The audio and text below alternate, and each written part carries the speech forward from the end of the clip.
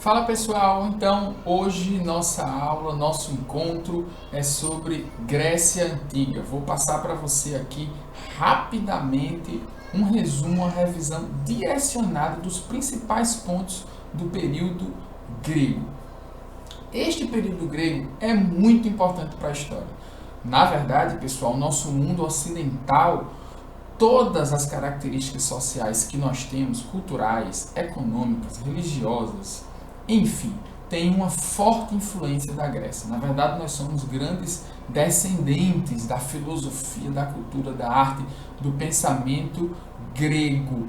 Portanto, eu quero desenvolver para você um pouco dessa perspectiva histórica de quem eram os gregos, como eles surgiram, como se informaram, né? E a influência do mundo grego para os nossos dias. Então veja, uma das principais heranças do mundo grego para a gente, e o que normalmente tem sido trabalhado em muitas questões, e é um tema muito recorrente, tá certo? É a democracia, ou seja, aquele pensamento republicano, democrático, um pensamento de inclusão que a Grécia Antiga tinha. Para a Grécia, a política era muito importante. A polis, ou seja, a cidade, esse termo polis é o que dá origem, na verdade, ao mundo da política. Porque o que é a política? A política para o grego era a possibilidade que o homem tinha de se envolver na polis, de se envolver na cidade. Então, na verdade, todo esse ideal democrático e republicano que nós temos no mundo moderno é uma herança grega, perfeito? Então, se hoje nós temos, por exemplo, uma sala de aula democrática, se nós temos assembleia legislativa, por exemplo, se nós temos legislações que poderiam influenciar na liberdade das pessoas, é por causa do povo grego. Então, vamos lá. O primeiro ponto para a gente ter em mente aqui é a antiguidade clássica. Entender a antiguidade clássica é entender a Grécia. Entender a Grécia é entender a arte, a cultura, o pensamento, a filosofia, a religião modernas, tá certo? Então, o que é o conceito de antiguidade clássica? A antiguidade clássica é, de fato, o período em que a Grécia está ali se desenvolvendo, né? Sempre que a gente olha para trás, para a Grécia e para Roma, para a história antiga, portanto, lembra? Para a história antiga, portanto, ou seja, a partir de 3.000 anos antes de Cristo até 476 depois, nós temos um período chamado de história antiga. A antiguidade clássica é o mundo grego e romano. Portanto, quando a gente olha para trás, para a história da humanidade, e a gente se refere à antiguidade clássica, a gente está se referindo especificamente ao período grego e romano. Ou seja, lá teve um crescimento muito exponencial da cultura, da arte, da filosofia, do direito romano, por exemplo, da ideia de república, da ideia de monarquia. Ou seja, quando a gente chama de antiguidade clássica, a gente está se referindo a esse período. E por que esse período é tão importante? Porque ele é um modelo. Ele é um modelo. A Grécia e Roma são modelos para a nossa sociedade moderna, tá certo? Eu sei que existem outras culturas e outras civilizações, a gente pode falar da africana, por exemplo, da asiática, né, da islâmica, mas para nós do Ocidente, a herança da antiguidade clássica e, portanto, grega, ela é muito significativa, é um modelo para as nossas vidas, ok? Esse é o primeiro ponto. Segundo ponto, a Grécia Antiga, onde ela é localizada? Bem, você sabe que a Grécia ela é localizada basicamente na região sudeste ali da Europa, né?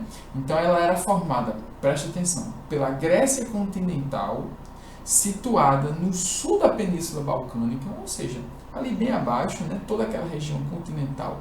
A Grécia insular, formada por ilhas no mar Egeu e Jônico, e a Grécia asiática, que é mais para o lado da faixa do local, né? A região asiática, portanto, mais ali para o leste, para o leste europeu, ou seja, para o lado da Ásia.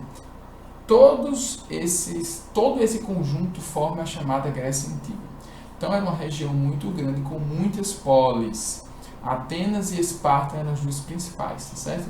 Normalmente são as que são mais cobradas em provas e vestibulares, por exemplo. Então, o que nós sabemos da Grécia está onde? Gente, preste atenção. O poema de Homero escreveu vários poemas, mas a obra Ilíada e a obra Odisseia são os dois principais, que tratam basicamente da Guerra de Troia, né? Veja, nesses dois poemas contém muitas histórias, mitos, a exploração da política, da cultura, do ambiente, do homem grego. A formação do homem grego está contida em Homero. Então, quando nós falamos aí, né, do período homérico, por exemplo, que está por volta de 1200 a 900 a.C., sem dúvida a maior influência para a gente são os poemas de Homero, tá certo? Escreveu a Ilíada, que narra a Guerra de Troia, e a Odisseia, que narra as aventuras de Ulisses, tá certo? Que é Odisseu em grego. Então, de onde nós conhecemos a Grécia? Dos poemas de Homero, do período homérico. Não esqueça disso, tá certo? E a fundação da Grécia, ela vem de onde? Vem basicamente do Oikos, né, que era uma comunidade, digamos assim, grega, uma comunidade agrícola, uma comunidade pequena, uma comunidade familiar. Existiam ali os pais, os primos, o avô, eram dependentes daquela agricultura local ali, né? Eles acreditavam ter um antepassado em comum, então a produção era de subsistência, tá certo? Então o que é o Oikos? Eram pequenas comunidades. Então a Grécia, ela foi formada pelos povos jônios, dórios, eólios, tá certo? Basicamente os povos dórios, jônios e eólios. Também o povo aqueu, tá certo? O povo aqueu. Então os aqueus, os dórios, os jônios e os eólios são os 4 grupos que você tem que aprender, que influenciaram a Grécia, que formaram. Por exemplo, o povo de Esparta, eles são descendentes dos dórios, que eram povos mais guerreiros, tá certo? Então, como povos mais guerreiros, eles influenciaram Esparta, e por isso que Esparta tinha essa mentalidade, como a gente vai ver, né? Essa preparação constante para a guerra e para o conflito, tá certo? Então, basicamente, nós temos aí de 1200 a.C. até o período da formação do Estado grego, da cidade grega, da polis, um período com muitas características. O que é que você precisa saber por enquanto? Que a Grécia é formada por esses povos, jônios, dórios, eólios e aqueus, tá certo? Que eles se formaram primeiro em comunidades chamadas oikos, tá certo? Até a preparação, digamos assim, a melhor estrutura política, social para formar o que nós chamamos de cidade e estado, ou seja, a polis grega, tá certo? Onde tinha toda a participação política que eu já falei. Vamos lá. Característica das cidades-estado. O que é uma cidade-estado grega? O que é uma polis? A cidade-estado grega era muito diferente de uma cidade de hoje. Muitas pessoas comparam, né? Mas existiam muitas diferenças, né? Bem, eu vou falar o que é uma polis. Quais são os 3 elementos principais da polis? Primeiro, ela é um território específico, tá? E um território basicamente agrícola, tá certo? A cidade-estado. Apesar de ter um certo comércio, a característica principal da cidade-estado é a sua agricultura, tá? Porque ainda era rudimentar. A gente não pode comparar uma cidade de hoje, uma cidade moderna, industrial, com uma polis. Tinha um comércio? Tinha, muito rudimentar. A base era agrícola. Claro que ela tinha ali no seu núcleo, no interior, uma maior urbanização, tá certo? Então, apesar de ser agrícola, assim, digamos, externamente, internamente ela tinha um núcleo mais urbano e até burocrático. Nesse núcleo da cidade-estado, o que é que nós temos? Nós temos discussões políticas, por exemplo, nós temos a assembleia, nós temos artesãos, por exemplo, tinha uma loja de pequeno comércio, um porto, onde tinha uma relação comercial, né? A Grécia sempre foi uma certa autoridade naval, assim digamos, de comércio marítimo. E por fim, a cidade-estado grega ela tem uma acrópole. O que é uma acrópole? Você já deve ter visto, se você fizer uma pesquisa rápida na internet, você vê a acrópole, aquele prédio construído em estilo dórico, né? Que ficava lá no monte, lá no alto. Aquilo tanto servia para uma certa proteção, uma defesa, para você visualizar se vinham inimigos, como também era um símbolo de unidade territorial, tá certo? Então veja, os gregos aí, a partir daí da formação da polis, eles começam a se desenvolver. Já no século VII, no século VIII, antes de Cristo, você tem uma expansão muito grande. O grego ele começa a desenvolver o ferro, ele começa a desenvolver enxadas, ele começa a aumentar a sua produção de alimentos, a sua população começa a crescer muito, nós temos muitos proprietários, nós temos embarcações. Então isso faz com que a Grécia deseje expandir o seu território para o mar Mediterrâneo. Esse território aí do mar Mediterrâneo, tá certo? Como vocês podem ver nos mapas, né? Há uma expansão muito significativa, porque se você dominasse o mar Mediterrâneo, você dominaria toda a região comercial ali.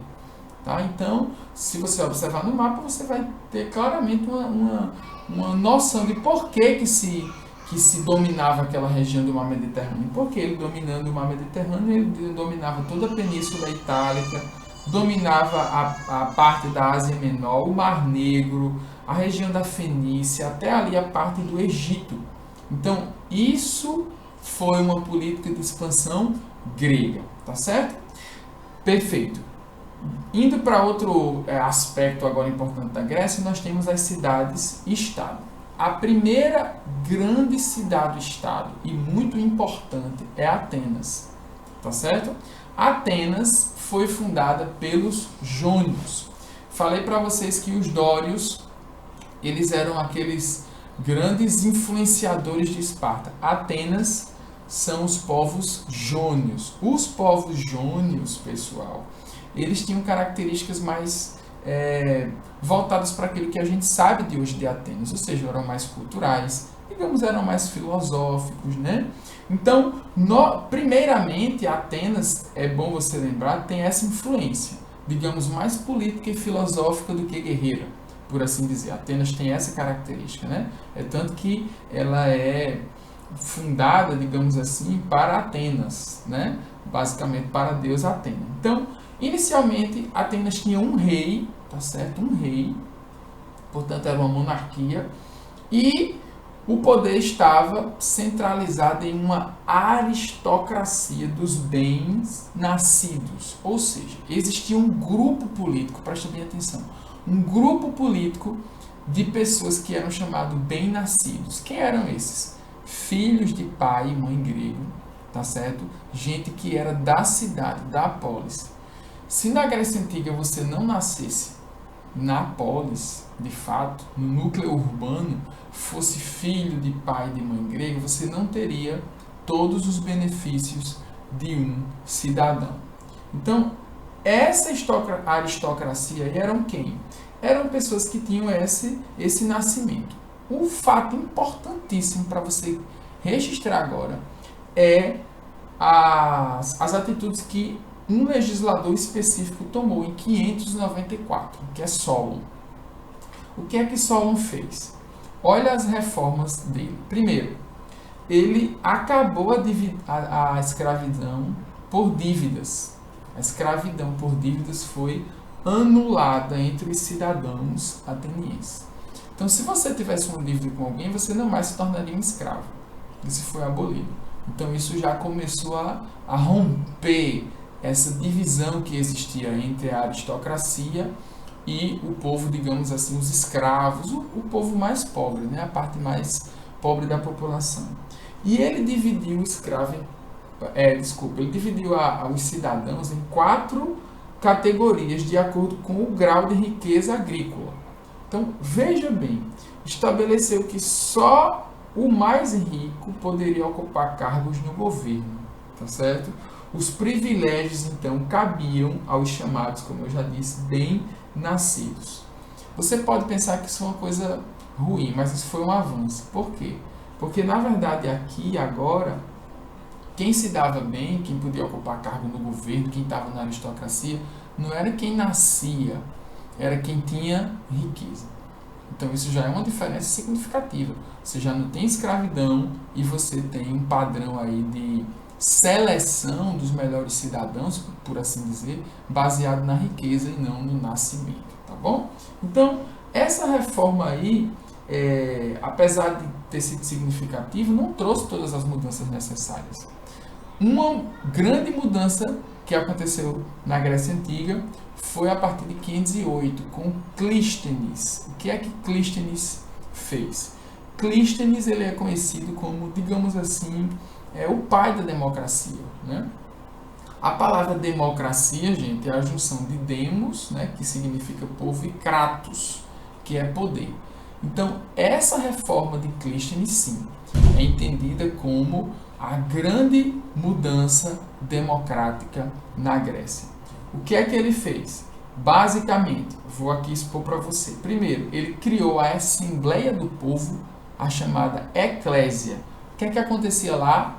Votava as leis, escolhia os magistrados, decidia como gastar o dinheiro, fazia acordo com outras polis, né? Agora veja, só o cidadão ateniense, né, os homens livres, ou seja, homens com mais de 18 anos e filhos de pai e mãe ateniense poderiam participar dessa assembleia. Portanto, tenha muito cuidado, tenha cautela quando você for comparar a democracia grega com a democracia atual, moderna. Segundo, ele fez um conselho de 500, ou chamado boulé. O que é que significava isso? Calma, vou apresentar para você agora. Preparava os projetos para serem votados na Assembleia do Povo. Esse conselho era formado por 500 cidadãos, escolhidos por sorteio anualmente, de modo que tanto ricos como pobres tinham a mesma chance de participar. Ou seja, já é uma inclusão maior, né? Você poderia participar de um grupo que iria elaborar projetos para a Assembleia. Isso é muito importante. Os projetos aprovados, né, por esse conselho específico eram postos em prática pelos estratégios, um grupo de 10 cidadãos eleitos por um ano.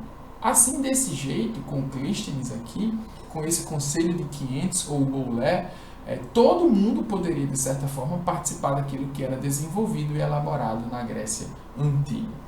Ele também criou o ostracismo, ou seja, o que é o ostracismo? É uma pena, você expulsava a pessoa da cidade por 10 anos e ela perdia todos os bens, tá certo? E não se pode esquecer, portanto, que a democracia aí grega, ela não era totalmente parecida com a nossa, como eu já falei, né? Escravos, mulheres, estrangeiros não eram considerados cidadãos, portanto, eles não tinham essa capacidade de participar da Assembleia. E por fim nós temos Péricles, né? Aqui a gente já está caminhando para o final, nós temos Péricles. Quem era Péricles? A partir de 450, né, sobre a liderança de Péricles, é que a democracia foi de fato aperfeiçoada. Então veja, deixa eu expor para você aqui. O século de Péricles, pessoal, é tido como o século do auge da democracia grega. É a maior aprimoração que existe na democracia grega. Você tem um tribunal popular, tá certo? Composto por 6.000 cidadãos para julgar causas específicas. Os membros desse tribunal, eles eram eleitos por sorteio e ficavam em um cargo de 1 ano, tá certo? Ou seja, você já tem um rodízio, né, aí maior de cidadãos que participavam, tá bom? Para que mais pessoas pudessem participar, portanto, da Eclésia, o que é que Péricles fez? Presta bem atenção. Instituiu uma remuneração. Então, as pessoas que eram mais pobres, que viviam do seu ofício, poderiam se afastar do seu ofício para participar da vida política. Por isso que Atenas é tido como um grande símbolo do avanço da democracia. Mesmo com diversas diferenças entre a nossa e a deles, a Grécia foi sem dúvida a região que mais, o povo, né, melhor dizendo, antigo, que mais evoluiu na sua capacidade democrática, ok? E o que diz respeito aos escravos e mulheres estrangeiros, né, apesar do fim da escravidão por dívida, nós temos aí sim ainda uma certa dificuldade da inclusão desses povos, ok? Então, nós estamos estudando a Grécia Antiga, nós já vimos aí Atenas, nós vamos agora começar a ver o povo de Esparta, já caminhando para o nosso final, tá bom? São pontos muito importantes que eu não posso deixar de falar para vocês. Basicamente, Esparta, ela tem aí a sua característica guerreira, né? Eles eram descendentes dos dórios, né? O povo dórico é o povo que trouxe uma influência muito importante para Esparta, tá certo? E Esparta tem toda essa capacidade aí guerreira, por quê? Porque além de serem influenciados pelos dórios, eles tiveram que guerrear muito, eles tiveram que lutar muito, as chamadas guerras messênicas, né, contra o povo de Messênia, uma área fértil da região do Peloponeso. Então veja bem, como Esparta sempre teve a herança e a necessidade de se preparar para conflitos, então eles têm uma herança militar muito grande, tá certo? Isso é muito importante de ser dito. E como era a política em Esparta? Esparta tinha a Gerúsia, presta bem atenção, Gerúsia, um grupo formado por 30 anciãos, os gerontes, de onde vem a palavra geriatria, né? Com mais de 60 anos. Produziam leis e decidiam se a cidade devia ou não participar de uma guerra. Então, primeiro a Gerúsia, gente. São pontos importantíssimos que nós temos que falar, ok? Segundo, a Ápela. O que é a Ápela? A Ápela é uma assembleia formada por cidadãos que votavam sem discutir as propostas. Então a Gerúsia lá, né? Os senhores, eles elaboravam leis, discutiam, mas ia para a Ápela. A Ápela ia dizer sim ou não. Basicamente é isso. E eram formadas por cidadãos, né? Isso é espartanos, tá bom? E por fim, o Éforato, ou os Éforos. Eram 5 membros, tá? Eles convocavam tropas em casos de guerra, tá bom? Então, Gerúsia, Ápela e Éforo, tá bom? E a Esparta também tinha uma diarquia. O que é isso? Eram 2 reis. Era um mais para o período de paz e mais, digamos, para ficar na polis, e outro mais voltado para a guerra, tá certo? Lembre-se que Esparta, gente, a sociedade espartana, ela não era tão democrática assim como a Grécia. O Estado era muito forte, você era obrigado a se alistar no exército, e a sociedade era aristocrática, ou seja, era uma oligarquia formada como? Primeiro nós temos os espartanos, tá bom? Depois nós temos os periecos, depois nós temos os ilotas. São nomes estranhos e bem diferentes, mas são fáceis de você aprender, tá bom? Por quê? Espartano, perieco e ilota. O espartano é a classe mais alta que tem, perieco é a classe média, ilota é escravo, tá bom? Escravo. Os espartanos aí, eles eram descendentes dos dórios, tá bom? Então era a elite, formado por homens do exército, basicamente possuíam as maiores e melhores terras. Já os periecos eram homens livres, viviam ali ao redor de Esparta, faziam comércio, faziam artesanato, pirâmide social clássica, você já estudou isso com certeza. E os islotas, que eram descendentes dos messênios. Então, como foram vencidos, eles eram basicamente submissos, submetidos e escravizados. Tá certo? Então, vejam, caminhando para o final, aí nós temos mais alguns minutinhos rápidos para eu explicar para você como era a questão da religião, os deuses gregos. Gente, os deuses gregos, eles eram homens, digamos assim, não eram homens, né? Eles eram deuses, mas eles tinham capacidades humanas. Sempre que você se deparar por uma questão, qualquer tipo de questão ou abordagem sobre a religião grega, lembre-se de 2 pontos específicos. Primeiro, os deuses tinham sentimentos humanos. Eles tinham raiva, ódio, tá? Eles se relacionavam com os homens e as mulheres, eles tomavam forma humana e tinham filhos com os homens, então esses filhos eram chamados, né, de tipo semideuses, como se entendia que, na verdade, eles são descendentes diretos dos deuses, então eles tinham capacidades sobre-humanas. Isso está permeado aí na mitologia grega, especialmente na Guerra de Troia, por exemplo, e em outros contos, né? É o primeiro ponto. Segundo, a religião, ela é civil. Como assim? Ela está envolvida na sociedade, tá certo? Você não pode ter uma visão religiosa e uma visão cultural. É a mesma coisa. Tudo era religião para eles. Se o Deus estivesse com raiva, a plantação ia ser destruída, ia chover. Se o Deus não gostasse do povo, eles iam perder a guerra, entende? Há uma relação muito com a sociedade, por isso que é chamada religião civil, tá certo? Os deuses viviam no Olimpo, né, uma montanha mais alta da Grécia, lá eles moravam naquela região, os homens não tinham acesso a essa região, então é o Olimpo. Por isso que a gente tem os Jogos Olímpicos, que eram os jogos para os deuses, onde o homem vai justamente tentar demonstrar sua grande capacidade, sua força física, né? Sua capacidade mesmo de ser parecido, se aproximar de um deus. Nos Jogos Olímpicos eles não ganhavam basicamente nada, apenas um busto na cidade e as folhas de louros, tá certo?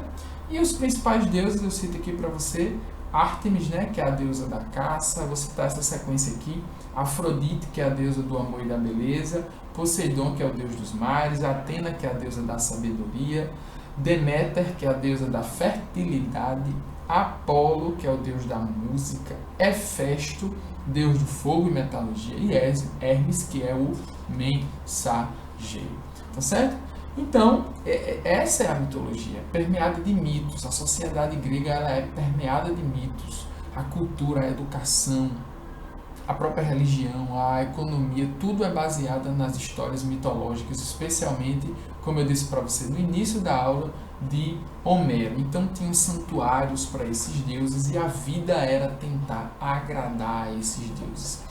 Perfeito, pessoal? Então, nós estamos chegando ao final dessa aula. Nós já vimos aqui nos últimos blocos, né? História, historiografia, a relação da história com o tempo, com o homem, a divisão dos períodos históricos, como se estuda história. Se você não viu ainda, vale a pena também ver essas aulas. Nós vimos o período da pré-história rapidamente, com uma revisão aí sobre o período paleolítico, neolítico e idade dos metais. E nesta aula nós vimos aí o período grego, de forma bem objetiva, com os principais pontos para você, ok? Na próxima aula nós retomaremos aí o período da Antiguidade Clássica com Roma.